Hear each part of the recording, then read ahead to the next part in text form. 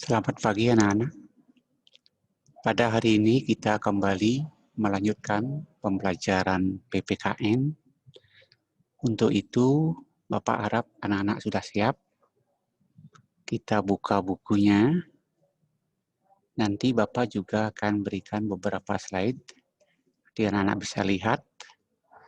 Nah, sebelum kita lanjutkan, marilah kita bersama-sama lunasi cering itu sang yang widiwase, melarapan untuk penganjali umat. Om Swastiastu.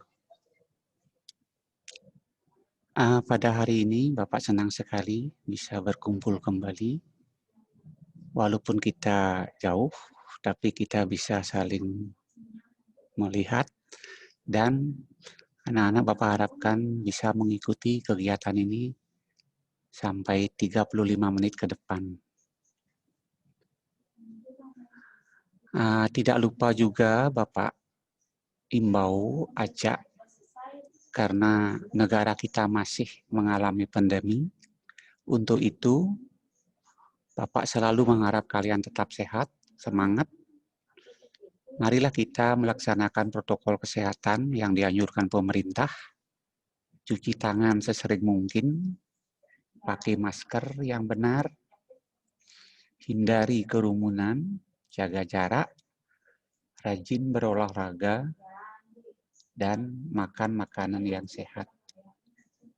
Nah, mudah-mudahan virus ini segera berakhir dan kita bisa berkumpul kembali di sekolah tatap muka. Itu jauh lebih efektif dan lebih bagus daripada kita belajar daring seperti ini. Nah, dengan tidak mengurangi makna, maka walaupun kita belajar seperti ini, Bapak harap kamu juga bisa mengikuti dengan baik dan kita bisa mencapai hasil yang maksimal.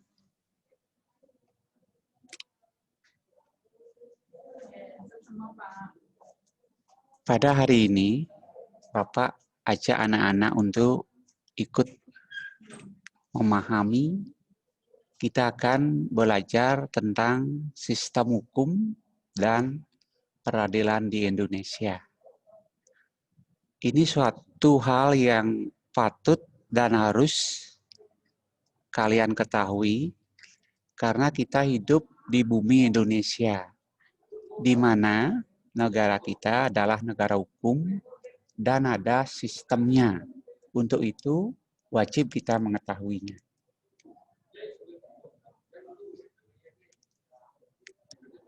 Nah, adapun tujuan kita mempelajari materi ini, ya, dengan tegas Bapak ajak Anda agar anak-anak mengetahuinya. Yang pertama, sebagai warga negara, kita harus tahu bahwa Indonesia adalah negara hukum. Yang kedua, kita harus tahu dan memahami apa itu hukum. Yang ketiga, bagaimana sistem hukum di Indonesia. Yang keempat, kita harus tahu sistem peradilan di Indonesia. Sedangkan yang nomor 5, kita harus bisa memposisikan diri kita agar taat dan tidak melanggar hukum. Nah, inilah hal yang penting Bapak ajak Anda untuk bersama-sama kita memahami, ya, mengertikan. Sehingga kita sebagai warga negara Indonesia bisa memposisikan diri kita sebagai seorang warga negara yang taat hukum, patuh terhadap hukum. Nah, terus kita akan lihat lebih lanjut. Sebelumnya kita melangkah kepada materi pokok tersebut, Bapak ajak anak-anak untuk merenung, memahami. Sebelum kita harus tahu, sebelumnya kita harus tahu apa itu hukum. Nah, di dalam kehidupan sehari-hari sering kita mendengar kata hukum. Ya, hukum, ya, ada yang dihukum, ada dalam proses hukum, ada mencari hukum, gitu ya, mencari keadilan, dan banyak. wacana-wacana yang memakai kata hukum. Nah, kalau berbicara masalah hukum, satu hal yang harus anak-anak ketahui bahwa di dalam hukum itu apa saja yang termuat di sana. Sini anak-anak bisa lihat. Satu, hukum itu adalah suatu peraturan. Satu aturan. Kalau hukum itu harus mengandung peraturan. Dia tidak lisan, dia tertulis, terkodifikasikan istilahnya. Dibukukan dalam sebuah buku hukum, tertulis. Kemudian memuat atau berisi di dalamnya itu berisi perintah dan larangan. Bahwa aturan dalam hukum itu isinya adalah perintah. Perintah, apa yang dibolehkan itu ya, apa yang dianjurkan itu perintah, apa yang dilarang. Isinya juga ada larangan-larangan yang tidak boleh kita lakukan. Kalau itu kita lakukan akan merugikan pihak lain. Itu sudah tertulis bahwa di dalam sebuah peraturan yang tertulis, yang kita sebut hukum, itu memuat berisi perintah dan larangan-larangan. Nah, hal lain yang harus ada di dalam sebuah peraturan hukum, ia bersifat memaksa dan mengikat. Memaksa, mengikat. Artinya, siapapun sebagai warga negara, kalau kita di Indonesia, dia itu dipaksa untuk melakukan hal-hal yang tertulis di dalam kitab itu. Dipaksa, ya. Dan mengikat siapapun dia. Warga negara biasa, pejabat, TNI, Polri, ya. Presiden bahkan juga diikat oleh aturan. Tuh. Nah, kemudian tidak sembarang orang boleh membuat aturan hukum. Tidak semua. Yang boleh membuat adalah pejabat yang berwenang. Kalau di negara kita, di Indonesia, pejabat yang berwenang boleh membuat peraturan, itu adalah lembaga legislatif. Legislatif ya, DPR. Bersama-sama dengan eksekutif. Pemerintah juga bersama di sana. Maka di Indonesia untuk membuat sebuah peraturan yang berwenang membuat aturan tersebut adalah lembaga eksekutif dan legislatif. DPR bersama-sama dengan pemerintah. Itulah yang membuat aturan hukum. Dan ini sifatnya memaksa, mengikat, berisi perintah larangan, tertulis. Itu tegas disebutkan. Nah, lebih lanjut, yang tidak boleh kita lupakan, di dalam peraturan itu ada sanksi yang tegas.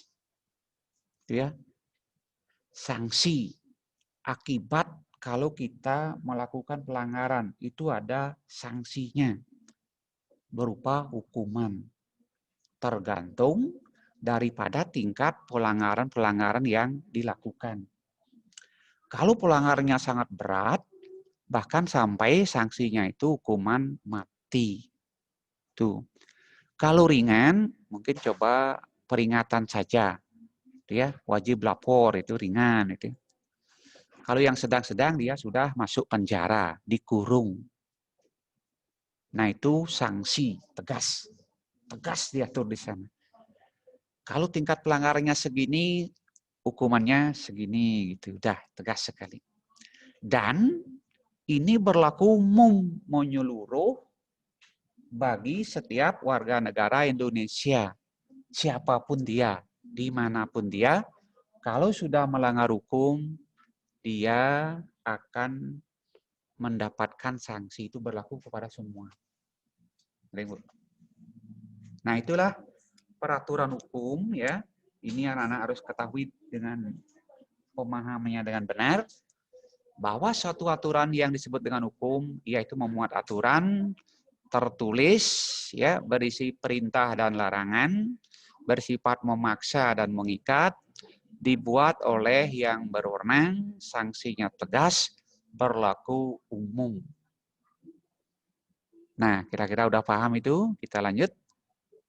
Ya. Nah, ini menurut daerah berlakunya, hukum dibedakan menjadi. Ini daerah berlakunya ini ya, kita bicara hukum secara luas. Satu, ada yang disebut dengan hukum nasional. Ini ya, hukum nasional ini. Hukum nasional adalah hukum yang berlaku di masing-masing negara. Di dunia ini ada banyak negara, banyak sekali. Di setiap negara di dunia itu, dia mempunyai peraturan hukum yang berlaku di negaranya. Hukum yang berlaku di masing-masing negara. Setiap negara memiliki hukum, memiliki peraturan untuk mengatur negaranya, mengatur pemerintahannya, mengatur warganya, dan hubungannya dengan negara lain. Itu dibuat oleh lembaga yang berwenang di negaranya. Jadi, masing-masing negara di dunia punya peraturan hukum yang disebut dengan hukum nasional. Itu hanya berlaku di negaranya. Itu ya, di negaranya, ingat itu di negaranya. Yang membuat lembaga pembuat hukum di negaranya yang berwenang itu. Nah, contoh. Nanti anak-anak umpamanya akan bekerja di luar negeri.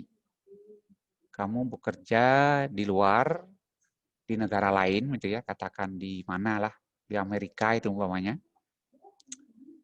Kalau bisa ya ke Amerika bekerja, training pun ke Amerika itu dapat bayaran yang gede. Ya, setiap bulan bisa ngirim uang 30 sampai 35 juta kalau anak-anak training aja di sana. Apalagi bekerja. Itu sangat dihargai di sana.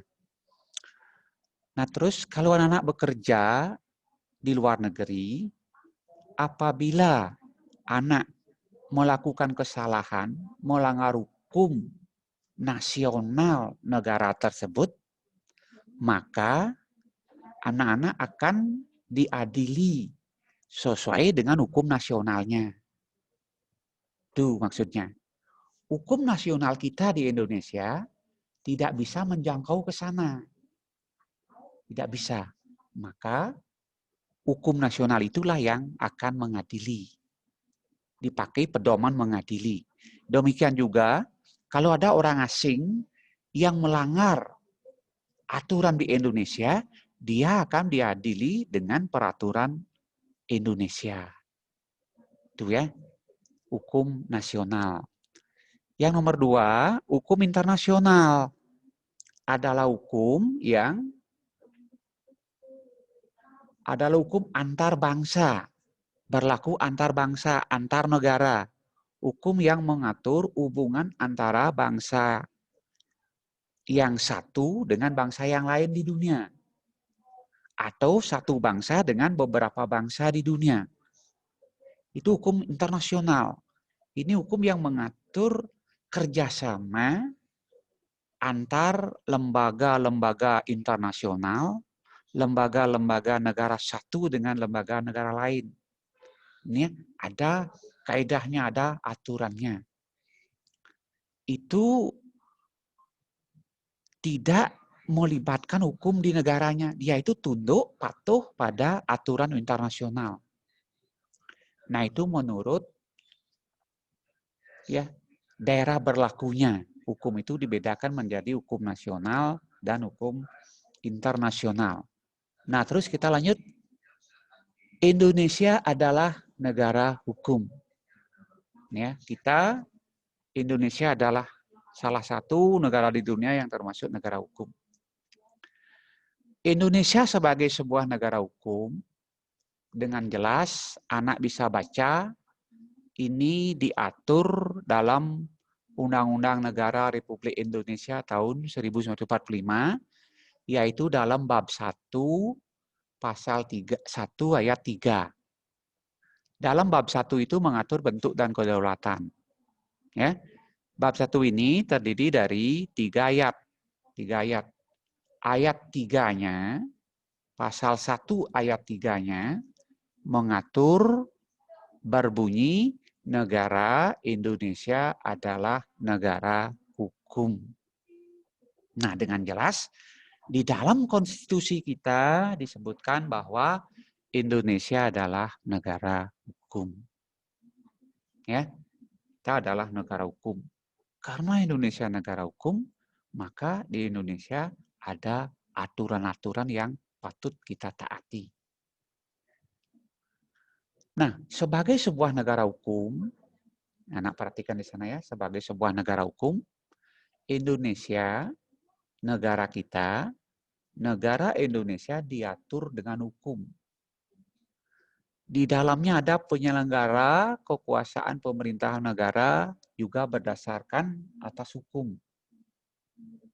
Ya, semua pejabat negara dari pusat sampai ke daerah, dia melakukan tugas-tugasnya, melaksanakan tugas-tugasnya itu sesuai dengan peraturan perundang-undangan yang berlaku.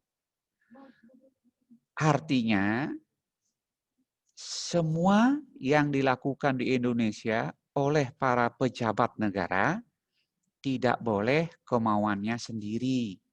Itu harus berdasar pada peraturan perundang-undangan yang berlaku. Nah, itu kemudian setiap peradilan nasional yang dibentuk itu untuk menegakkan keadilan berdasarkan Undang-Undang Dasar 45 dan memiliki tugas dan wewenang yang diatur dengan undang-undang. Semuanya ini ya dengan hukum. Setiap lembaga peradilan ini ya sebagai sebuah negara hukum, maka negara kita punya lembaga peradilan atau lembaga penegak hukum. Nih ya. Di negara hukum seperti Indonesia ada lembaga peradilan, tempat kita mencari keadilan. Di sana akan diadili kita, akan diputus siapa yang bersalah, siapa yang benar. Di lembaga inilah kita akan mendapatkan itu. Nah, di sini ada badan-badan penegak hukum. Yang ada di sini ya, ada Pak Polisi, ada Kejaksaan, ada Hakim, ya, ada pengacara. Di sini dia akan berdebat untuk mencari keadilan, mencari kebenaran. Ya, kalau kita punya masalah, perkara, kalau tidak bisa diselesaikan dengan kekeluargaan di rumah atau dengan tetangga, dengan siapapun kita umpamanya berselisih, paham, maka kita boleh mencari kebenaran, keadilan di sini. Ya, di sini. Di lembaga peradilan itu. Di sini akan kamu diperiksa. Diperiksa ya, diadili, kemudian diputus siapa yang salah, siapa yang benar. Nah, terus kita lanjut.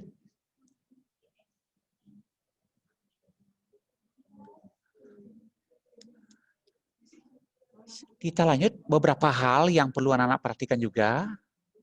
Makna hukum, misalnya makna hukum. Hukum itu maknanya apa? Kalau kita perhatikan di LKS anak-anak ini tertulis juga, hukum merupakan peraturan mengenai pribadi manusia dalam kehidupan bersama.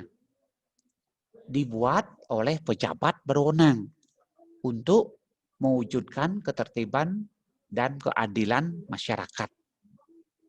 Bersifat mengikat, memaksa, memiliki sanksi yang tegas. Nah, itulah hukum. Ini ya, sanksinya tegas, mengikat, memaksa. Itu hukum. Kemudian ciri-ciri sebuah hukum, ciri-cirinya, satu, adanya perintah dan larangan. Nah, seperti tadi, di awal Bapak sudah buka dengan itu, adanya perintah yang harus dilakukan, dipaksa untuk dilakukan. Walaupun kita tidak senang gitu ya, dipaksa untuk dilakukan. Contohnya, kalau anak-anak di jalan bawa sepeda motor, dipaksa memakai helm. Gitu ya. Itu peraturan lalu lintas. Maka suka tidak suka, anak-anak kalau keluar bawa motor, dipaksa memakai helm. Tuh. Terus, walaupun anak-anak akan cepat, buru-buru, harus sampai 5 menit lagi. Kalau ada tanda di jalan dipasang, dengan tanda larangan tidak boleh masuk, ditutup jalan itu, kamu nggak boleh nerobos. Itu ya. Nah, walaupun harus nyampai segera. Kalau sudah ada tanda begitu, tidak boleh. Itu perintah di sana dan larangan. Yang kedua, perintah dan atau larangan harus dipatuhi dan ditaati setiap orang. Siapapun itu ya. Kalau sudah tidak boleh parkir umpamanya, siapapun dia tidak boleh taruh motor, taruh mobil di sana. Itu ya. Harus dipatuhi oleh setiap orang. Yang nomor 3, tujuan hukum. Bapak juga sampaikan di sini. Apa tujuan hukum? Hukum menciptakan ketertiban dan keadilan dalam masyarakat. Nah, mengapa diperlukan hukum?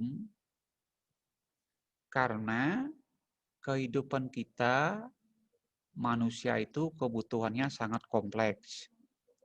Di dalam manusia saling memenuhi kebutuhannya, akan terjadi pergesekan, sentuhan-sentuhan dengan manusia lain. Ya, mungkin akan terjadi benturan kepentingan, benturan keinginan, dan sebagainya.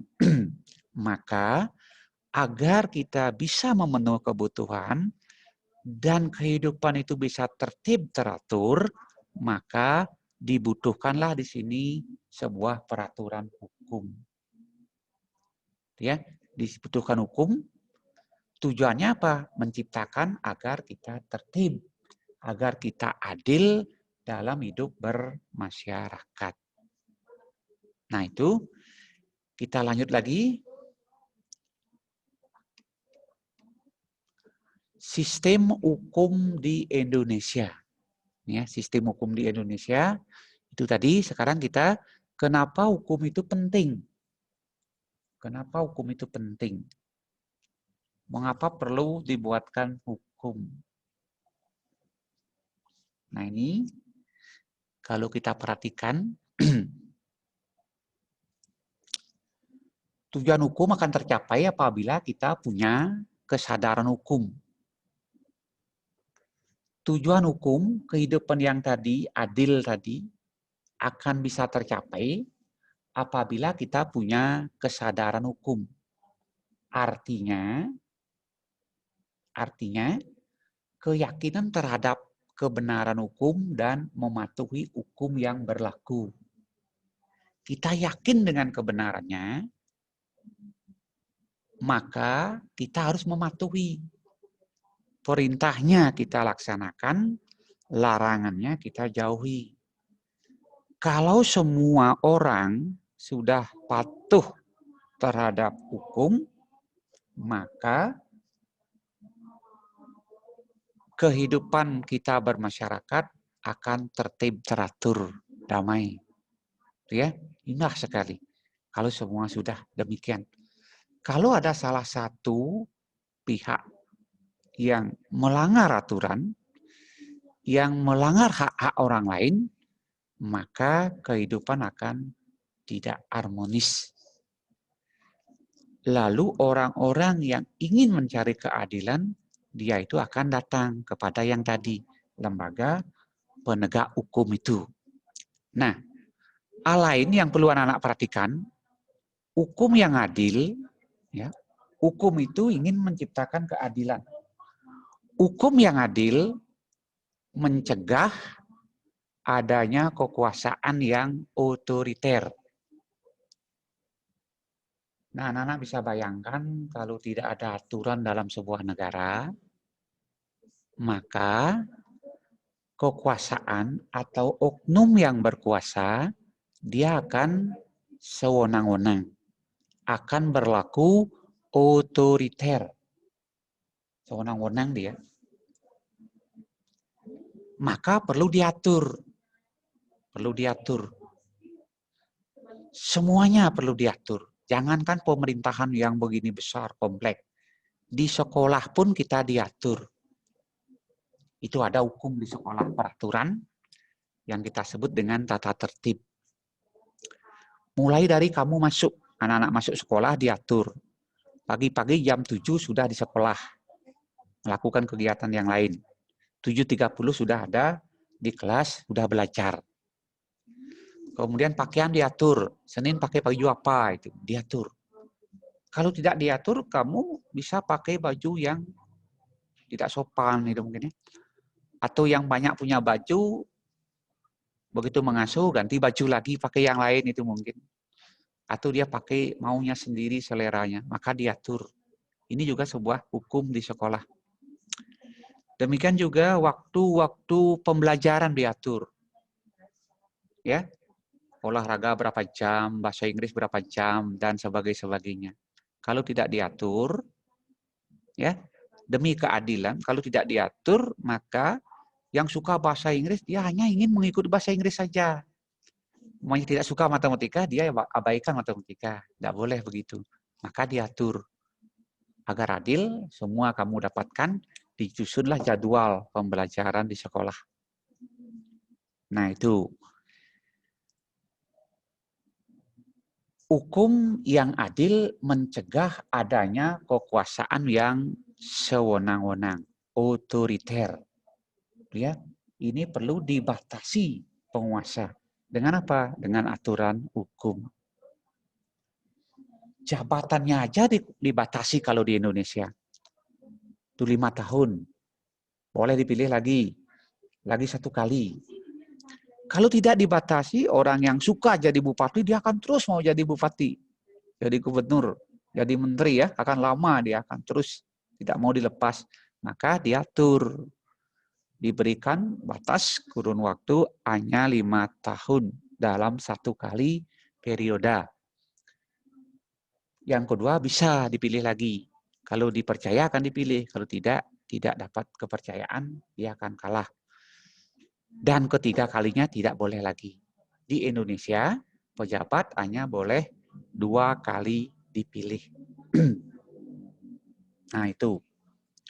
Berikutnya ini, hukum yang adil memungkinkan hak-hak warga negaranya terlindungi. Hukum melindungi hak-hak warga negara. Kita punya hak. Ya, hak politik. Hak politik itu apa? Kita sebagai warga negara berkesempatan untuk menduduki jabatan dalam pemerintahan. Itu hak politik. Kita berhak memilih seseorang untuk dipilih menjadi pejabat. Itu hak politik juga. Hak-hak kita ini dilindungi oleh negara, oleh hukum. Maka siapapun warga negara yang memenuhi syarat, dia berhak mendapatkan hak-haknya. Baik sebagai pegawai, ya, polisi, tentara, dan lain-lain. Itu boleh. Karena hukum melindungi hak-hak warganya. Benar, hak ekonomi, dia berusaha. Kalau anak-anak tidak suka jadi pegawai, tidak suka jadi buruh, tidak suka bekerja di hotel, boleh membentuk usaha. Ya, yang kecil aja contoh. Pertama kita mulai dari dagang online itu mungkin ya. Itu dibuat sesuatu, di-share, kemudian dipesan orang, kita buat. Nah ini bisa. Atau nanti anak-anak menjadi supplier. Tidak suka kerja di hotel, lebih baik dari supplier. Ini bagus sekali. Kita akan mencari barang yang sudah dipesan oleh restoran atau hotel. Sudah yakin itu akan laku. Kalau kamu tidak bisa memenuhi pesanan, bilang, ini saya tidak dapat carikan. Maka barang-barang yang kamu cari itu sudah yakin besok akan laku. Sayur, buah, daging, beras, telur itu kan. Itu semua kamu order, kamu cari berdasarkan pesanan kemarin. Besok pagi-pagi kamu kirim ke yang memesan. Itu sudah yakin laku. Maka kalau tidak suka sing demen mau buruh, sing demen mau gai diperintah orang itu ya, sing demen dadi guru, sing demen dadi polisi, dan demen dadi apa itu umpamanya, senangnya berusaha itu bagus. Bagus sekali. Bapak dukung itu kamu. Jadilah pengusaha. Semua pengusaha yang berhasil akan jauh lebih kaya daripada bekerja yang lain. Karena dia itu bisa mencari peluang dalam beberapa hal. Tuh, maka jadilah pengusaha. Ya paling tidak pedagang. Tuh ya, pedagang kecil dulu. Kalau jadi supplier dengan bermodalkan motor aja dulu ya. Cari bahan, bawa motor, kirim bawa motor, tidak sampai 3 bulan kamu udah bisa beli carry, pick up. Tuh ya, pasti itu ya. 6 bulan udah punya anak buah 2. Pasti. Kalau kamu tuh jujur, kerja keras, yakin. Ya, 5 tahun kamu sudah punya aset paling tidak 1 miliar. Coba itu. Bapak yakin dan kita lihat semua supplier berhasil. Nah, maka dari itu mulai sekarang pilih-pilih diri ya, pilih-pilih pekerjaan maksud Bapak untuk kamu lakoni agar kehidupan Anda bisa meningkat. Nah, itu haknya dilindungi oleh hukum. Hak-hak dalam kehidupan beragama juga ya, kita diberikan kebebasan melakukan ibadah. Itu. Nah, kita lanjut lagi.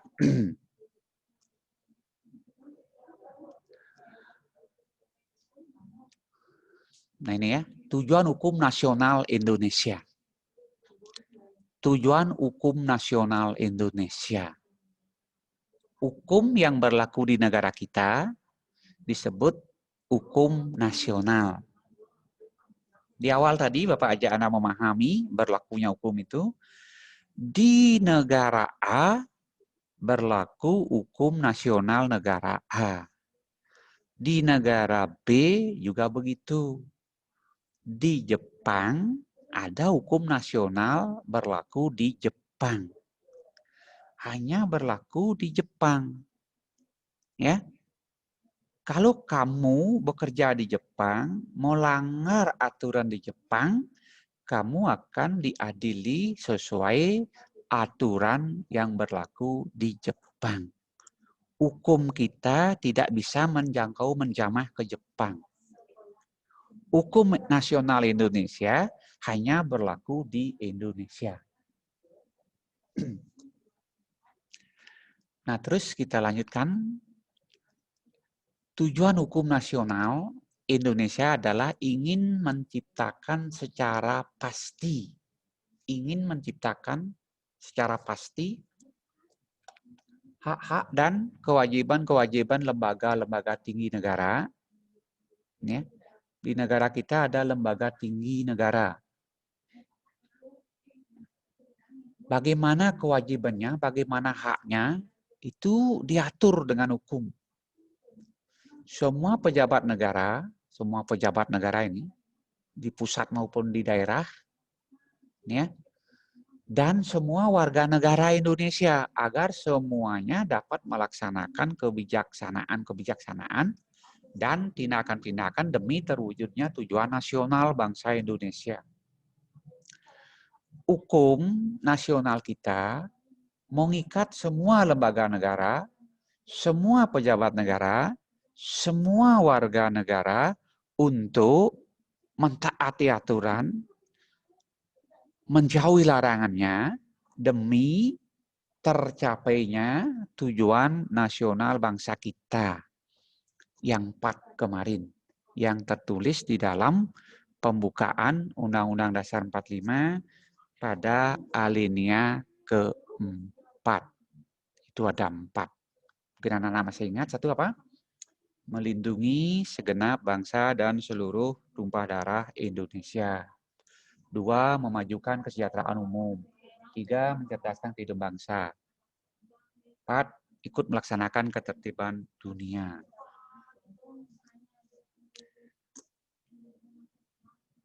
Nah, itu anak-anak tujuan hukum nasional kita. Karena waktunya sudah habis, maka Bapak akhiri dulu sampai di sini. Kita akan lanjutkan minggu depan. Nah, untuk itu Bapak ajak anak-anak belajar baca buku paket, baca LKS. Dan ada beberapa dari anak-anak yang belum mengerjakan tugas-tugas. Baik tugas 1 maupun tugas 2, itu mohon ya dijawab. Dan untuk tugas 2 sudah Bapak periksa. Dari seharusnya 109 yang sudah membuat baru sekitar 70-an. Nah, berarti hampir lagi satu kelas itu belum ya kalau dijumlah. Nah, untuk itu tolong, karena nilainya itu akan sangat bermanfaat bagi anak-anak dalam penulisan nilai rapot nanti. Nah, itulah anak-anak beberapa hal tentang hukum. Ya, kita masih akan lanjut ini, beberapa masih banyak ini, mungkin dalam pertemuan berikutnya kita lanjut lagi. Nah, sampai di sini dulu. Kalau ada yang bertanya, ditulis saja dulu. Nanti kita mudah-mudahan cepat berkumpul di sekolah. Kita diskusi di sekolah. Ya. Nah, sebelum Bapak akhiri, Bapak ingatkan kembali, jaga kesehatan agar kamu tetap sehat, bisa belajar, bisa membantu orang tua. Jangan keluar kalau tidak perlu. Ya, kita akhiri dengan Paramo Santi. Om Sante, Sante, Sante. Om. Selamat pagi.